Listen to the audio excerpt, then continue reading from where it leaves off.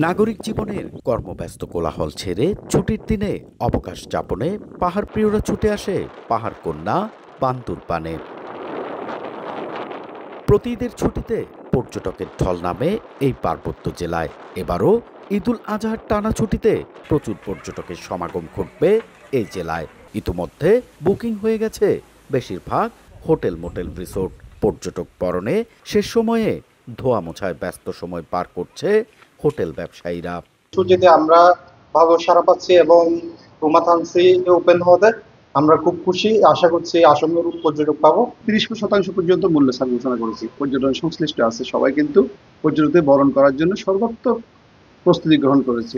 এদিকে 6 জুন থেকে রুমা ও থানচি উপজেলার ভ্রমণ নিষেধাজ্ঞা প্রত্যাহার করেছে প্রশাসন। শর্ত মেনে এই দুই উপজেলার দর্শনীয় স্থানে ভ্রমণ করতে পারবে পর্যটকরা। দীর্ঘ 13 মাস পর নিষেধাজ্ঞা প্রত্যাহার করায় খুশি পর্যটন সংশ্লিষ্ট ব্যবসায়ীরা। 50% পর্যটক রুমা এবং থানচির উদ্দেশ্যে আসে। এই দুইটা বন্ধ থাকাতে কিছু পর্যটকের ভাড়া ছিল, সেটা ইনশাল্লাহ কাটিয়ে উঠবো বলে আমরা আশা করতেছি। যখন পর্যটক কেন্দ্রগুলো অনেকদিন ধরে বন্ধ ছিল, সেটা অনেকটাই প্রভাব পড়েছে আমাদের ব্যবসার উপরে। বন্ধটা খুলে দেওয়াতে পর্যটক এখন আরো বেশি করে উন্মুখ হয়ে আসবেন, বান্দরবানে ঘুরে যাবেন, সেটা আমাদের জন্য একটা পজিটিভ। পর্যটকদের ভ্রমণ নিরাপদ ও আনন্দদায়ক করতে নিরাপত্তা জোরদারের কথা জানায় ট্যুরিস্ট পুলিশ। সিভিল পোশাকেও গোয়েন্দা নজরদারি বৃদ্ধি করা হয়েছে।